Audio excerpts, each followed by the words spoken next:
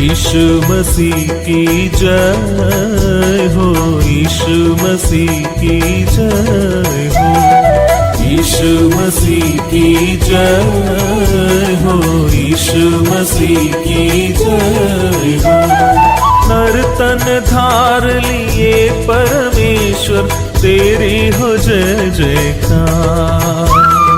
नर तन धार लिए परमेश्वर तेरी हो जय जयकार। तेरी हो जय जय, तेरी हो जय जय, तेरी हो जय जयकार। तेरी हो जय जय, तेरी हो जय जय, तेरी हो जय जयकार। परमेश्वर के नाम की महिमा हो। प्रभात मनन के आराधना संबंधी मनन में आप सभी का हार्दिक स्वागत है। आज प्रभु के दिन में हम सब परमेश्वर की आराधना करने के लिए तैयार हैं। उसके पुत्र के बलिदान को स्मरण कर उसके पवित्र नाम की स्तुति आराधना करने के लिए आओ हम अपने मनों को तैयार करें। प्यारो, इन दिनों में हम प्रभु यीशु मसीह के विषय में उल्लेख बाइबल के उन संदर्भों को, उन तमाम उपमाओं को, उन हर एक चित्रों को मनन कर रहे हैं ताकि हम अपने प्रभु के उस प्रेम और बलिदान को और बेहतर तरीके से जान सके, उसकी आराधना कर सके एवं उसे महिमा दे सके। पिछले दिनों में हमने मसीह को एक मेमना के रूप में मनन किया था। फिर हमने परमेश्वर के मंदिर के रूप में भी मनन किया था। और आपको याद होगा, पिछले सप्ताह हमने प्रभु यीशु मसीह को एक गेहूं के दाने के रूप में मनन किया था, जो भूमि पर गिरकर मर जाता है और फिर बहुत फल लाता है। आज मैं आपका ध्यान बाइबल के एक ऐसे भाग में लेकर के आना चाहता हूं जहां हमारे प्रभु के मुंह से एक महत्वपूर्ण स्टेटमेंट अर्थात कथन निकलता है। और यह कथन हमें संसार के दूसरे सभी धर्मों एवं उनके विश्वास से बिल्कुल अलग करता है। प्यारो, मैं सोचता हूं यदि यह कथन ना होता तो हम भी दूसरे धर्मों के समान उनके विश्वास की तरह अपने जीवन एवं मृत्यु के विषय में एक भ्रम की स्थिति में जीते रहे होते। लेकिन हम परमेश्वर का धन्यवाद करते हैं हमारे प्रभु यीशु मसीह के लिए, क्योंकि वही पुनरुत्थान और जीवन है। आइए मैं इस भाग को आपके लिए पढ़ देता हूं।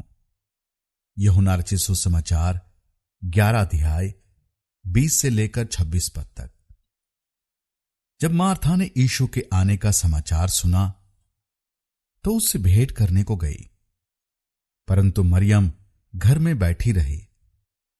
मार्था ने यीशु से कहा, हे प्रभु, यदि तू यहां होता तो मेरा भाई कदापि ना मरता। और अब भी मैं जानती हूं कि जो कुछ तू परमेश्वर से मांगेगा परमेश्वर तुझे देगा। यीशु ने उससे कहा, तेरा भाई फिर जी उठेगा। मार्था ने उससे कहा, मैं जानती हूं कि अंतिम दिन में पुनरुत्थान के समय वह जी उठेगा। यीशु ने उससे कहा, पुनरुत्थान और जीवन मैं ही हूं। जो कोई मुझ पर विश्वास करता है वह यदि मर भी जाए तो भी जिएगा, और जो कोई जीवित है मुझ पर विश्वास करता है वह अनंत काल तक ना मरेगा। परमेश्वर इस पढ़े गए पदों पर अपनी आशीष दे। प्रभु का यह कथन मरे हुए लाजर के कब्र के सम्मुख निकलता है, और इस भाग में उल्लेख संदर्भ के आधारित हम जान सकते हैं कि प्रभु के इस कथन को मार्था सही तरीके से समझ नहीं पाई थी। फिर वास्तव में देखा जाए तो प्रभु के इस कथन को ना केवल मार्था, कोई भी इंसान अपने सीमित ज्ञान से समझ पाना असंभव है, क्योंकि इंसान की समझ के अनुसार मृत्यु का मतलब सब कुछ खत्म हो जाना। मृत्यु के बाद अब कुछ नहीं बचा और कुछ नहीं हो सकता। यदि हम इस अध्याय के पहले पद से पढ़ना चालू करें तो समझ में आता है कि लाजर काफी बीमार था और उसकी बहनों ने उसे बचाने के लिए काफी प्रयास किया था और उस संदेश को प्रभु यीशु मसीह के पास भेजा ताकि प्रभु आए और उसकी बीमारी से चंगा करे, पर ऐसा नहीं हुआ। प्रभु चाहते तो उसे दूर से भी चंगा कर सकते थे, क्योंकि उन्होंने कुछ संदर्भों में ऐसा किया था, परंतु प्रभु ने ऐसा भी नहीं किया, क्योंकि प्रभु इस घटना के द्वारा अपने आप को जगत के सम्मुख प्रकट करने वाले थे। प्रभु यीशु मसीह लाजर को चंगा करने नहीं आए। प्रभु यीशु मसीह जब पहुंचे तब तक लाजर मरकर 4 दिन बीत गए थे। इसका मतलब उनकी बहनों के मनों में अब कोई आशा नहीं बची थी, क्योंकि उनकी समझ के अनुसार मृत्यु का मतलब सब कुछ खत्म हुआ, अब कुछ नहीं बचा, अब कुछ नहीं हो सकता।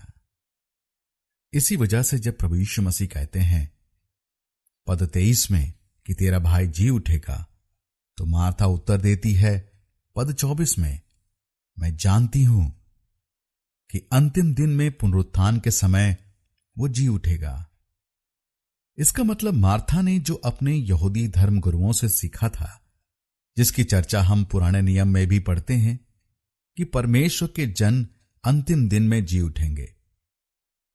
आइए मैं आपके लिए पुराने नियम के कुछ पदों को पढ़ देता हूं, जो एक धर्मी जन के पुनः जी उठने अर्थात प्रभु से मिलने का उल्लेख करती है।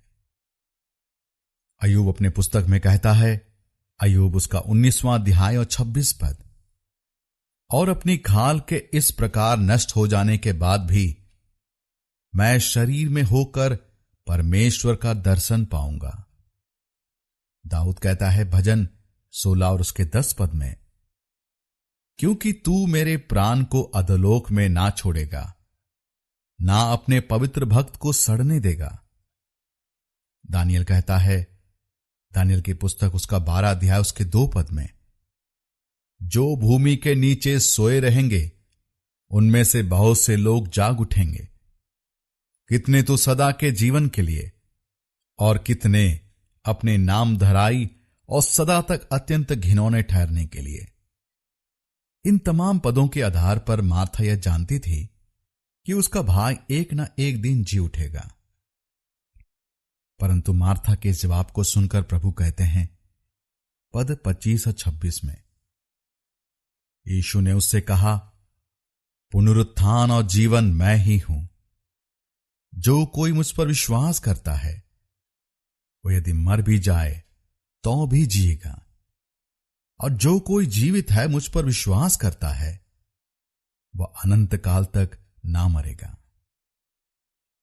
अंग्रेजी में कुछ यूं लिखा गया है, Jesus said to her, I am the resurrection and life, the one who believes in me will live even though they die, and whoever lives by believing in me will never die। pero इस शब्द पर जरा ध्यान दे, I am the resurrection and the life। I am शब्द अंग्रेजी में capital letters में लिखा गया है, अर्थात यह शब्द पुराने नियम में यहोवा परमेश्वर के लिए उपयोग किया गया है। अब जरा प्रभु के इन शब्दों को ध्यान दें। प्रभु ये नहीं कह रहा है मेरे पास जीवन देने की ताकत है, मैं मुर्दों को जिला सकता हूं, परंतु प्रभु ये कहता है मैं ही पुनरुत्थान हूं और मैं ही जीवन हूं। अर्थात दूसरे शब्दों में प्रभु ये बतला रहा है मेरे बिना पुनरुत्थान नहीं है, मेरे बिना जीवन नहीं है। यदि सरल रीति से कहा जाए तो ऐसा होगा, प्रभु कह रहा है मैं प्राण देने वाला परमेश्वर हूं। पर इस भाग में हम प्रभु यीशु मसीह को परमेश्वर के रूप में देख सकते हैं, जिस परमेश्वर ने मिट्टी में प्राण फूंक दिया और उसे जीवित प्राणी बना दिया, उसे आदम और हव्वा का नाम दिया। वही साक्षात परमेश्वर लाजर के मरे हुए लाश में जान फूंकने के लिए मार्था से बातें कर रहा था। उसकी एक पुकार से लाजर की सड़ी गली लाश में जान आ गई। वो अपने पैरों में खड़ा हो गया।